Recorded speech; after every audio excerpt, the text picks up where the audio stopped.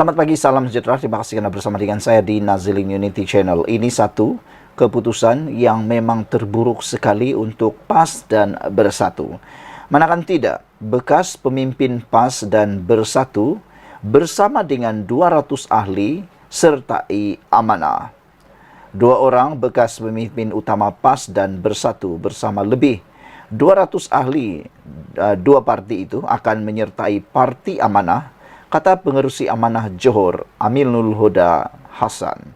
Aminul Huda berkata, majlis penyerahan sebahagian borang keahlian amanah oleh bekas Exco Kerajaan Negeri Johor dan bekas ahli Dewan Undangan Negeri Adun bersama ahli-ahli mereka akan dilakukan di Sungai Abong Muar esok dan sebahagian lagi di Taman Rekreasi Taman Uda Utama Perling di sini Ahad ini. Penyertaan mantan Exco dan mantan Adun daripada Bersatu dan PAS itu adalah satu isyarat yang jelas terhadap penerimaan kepada perjuangan amanah yang membawa semangat rahmah seperti yang ditunjukkan oleh Allahyarham Datuk Seri Salahuddin Ayub. Kami juga yakin bahawa kemasukan ini menunjukkan rakyat gembira dengan kerajaan perpaduan pimpinan Datuk Seri Anwar Ibrahim, kata beliau dalam satu kenyataan hari ini.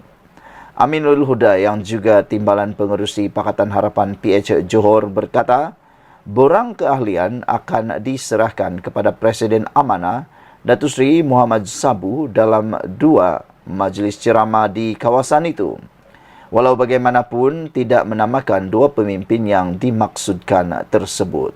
Menjadi persoalan besar kita sekarang ini ialah siapa dua pemimpin besar, dua pemimpin daripada PAS dan Bersatu itu, pemimpin utama PAS dan Bersatu ini yang menyertai parti amanah tersebut. Dan apa pendapat anda sekalian?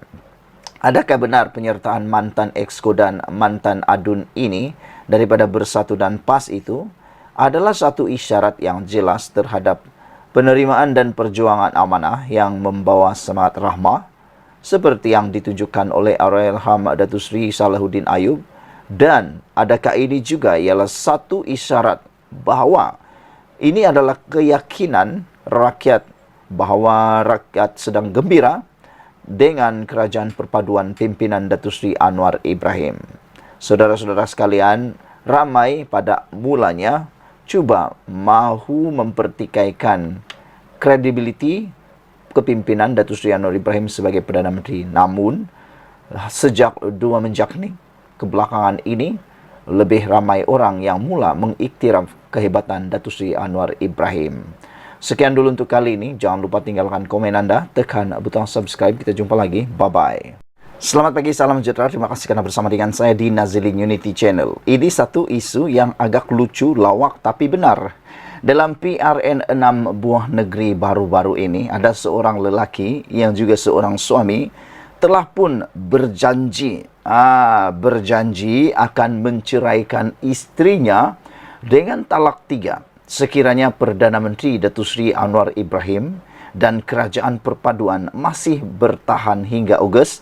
Dan ini kini menjadi tular sekali lagi. Inilah terlalu taksub, terlalu percaya pada ramalan-ramalan nenek kebayan, percaya sangat dengan kata-kata daripada ahli politik yang tidak mempunyai fakta, yang tidak tahu dari mana dia punya celah menunjukkan Anwar Ibrahim boleh tumbang, tiba-tiba pula terikut dan terpengaruh dengan ramalan nenek kebayan tersebut sehingga sanggup pula menggadaikan perkahwinan beliau. Jadi persoalan pagi ini ialah sejauh mana benarnya dan apa jadi seterusnya dengan lelaki itu menurut mufti. Saya pun tertarik dengan isu ini kerana saya pun mengikuti janji talak 3 suami tersebut terhadap istrinya, dan tertanya-tanya jugalah. Kita nak tahu jugalah kan apa yang berlaku seterusnya pada beliau. Lafaz taklik seorang individu yang mahu menceraikan istrinya dengan talak 3 sekiranya Perdana Menteri Datuk Seri Anwar Ibrahim dan Kerajaan Perpaduan masih bertahan hingga Ogos.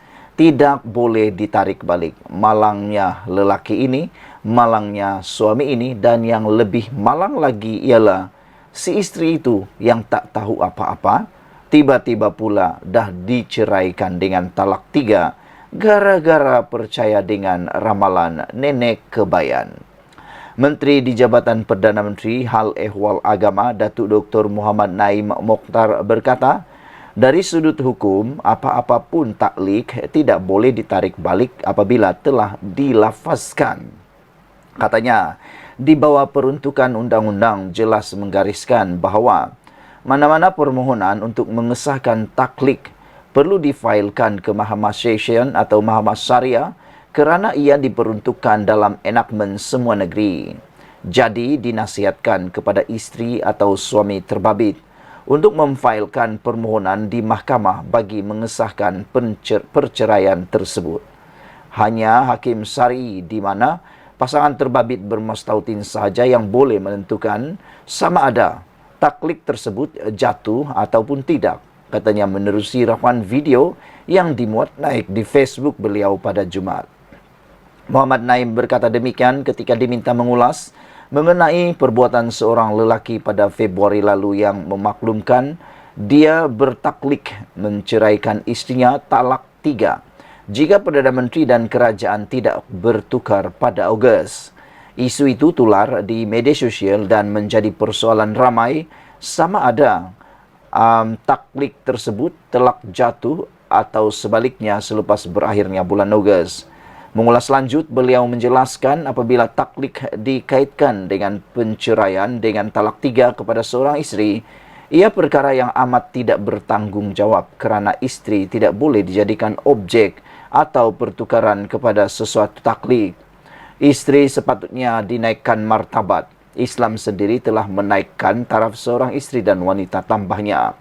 Sehubungan itu, Muhammad Naim menasihatkan agar golongan suami perlu bertanggungjawab dengan tidak melibatkan maruah isteri dalam lafaz jika melafazkan taklik.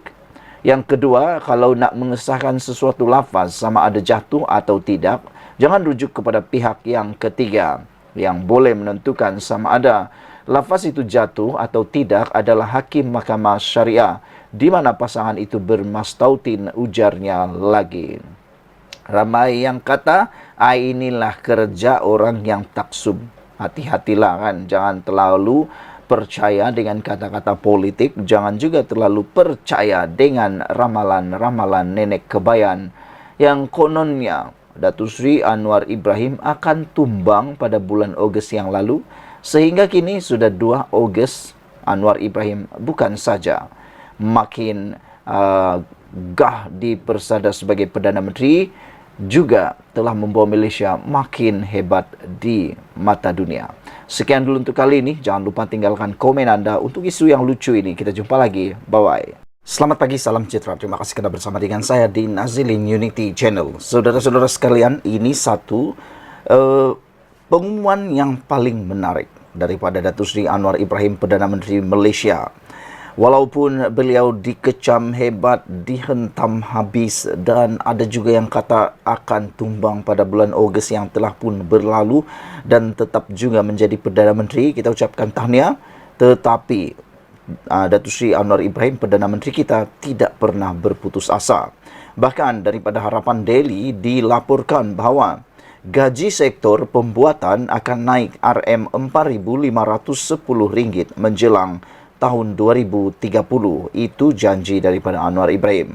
Saudara-saudara sekalian, seluruh rakyat Malaysia sebenarnya menunggu kenaikan gaji, perubahan gaji untuk semua sektor. Tidak pedulilah itu sektor pembuatankah, sektor awamkah, sektor swastakah, atau mana-mana sektor pun kita mengharapkan kenaikan gaji. Kerana untuk makluman, keperluan untuk kenaikan gaji sepatutnya sudah dilakukan memandangkan kos sara hidup dan kos sara hidup sudah pun berubah sejak beberapa tahun yang lepas. Saudara-saudara sekalian, gaji penengah bagi pekerja sektor pembuatan diunjur meningkat 128% kepada RM4.510 pada tahun 2030 berbanding RM1.976 pada tahun 2021 hasil intervensi Pelan Induk Perindustrian Baharu NIMP tahun 2030.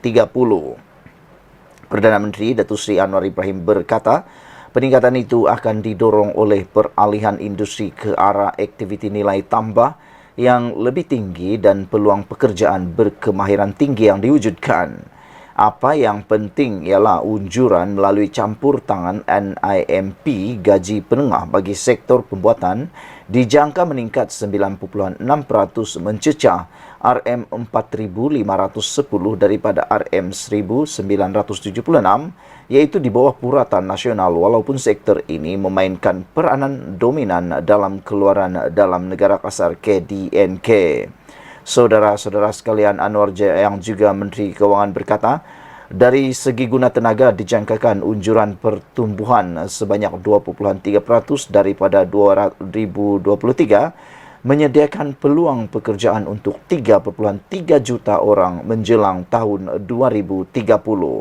Rejekta pekerjaan yang semakin meningkat dalam industri ini disebabkan oleh penciptaan pekerjaan berkemahiran tinggi apabila negara bergerak maju ke arah aktiviti nilai ditambah dan nilai tinggi dari peningkatan dalam otomasi dan kemajuan teknologi. Menurut Datuk Seri Anwar Ibrahim, bagi memenuhi permintaan industri, kerajaan akan melaksanakan sistem gaji progresif yang menggalakkan pembangunan kemahiran dan kemajuan kerjaya. Kerjasama swasta akan dipertingkatkan dalam program pendidikan, latihan teknologi dan vokasional TVET dan pendidikan sains teknologi kejuruteraan dan matematik STEM memastikan pemulihan kemahiran yang diperlukan oleh industri, kata Datuk Seri Anwar Ibrahim lagi. Beliau juga menambah, kerajaan juga yakin strategi dalam NIMP 2030 akan membuahkan hasil yang bermakna bagi memberi impak besar kepada ekonomi negara. Secara khususnya, NIMP 2030 menyasarkan untuk meningkatkan nilai tambah sektor pembuatan kepada RM587.5 bilion menjelang 2030 meningkat sebanyak 6.5% daripada yang hari ini. Sekian dulu untuk kali ini. Jangan lupa tinggalkan komen anda, tekan butang subscribe. Kita jumpa lagi. Bye-bye.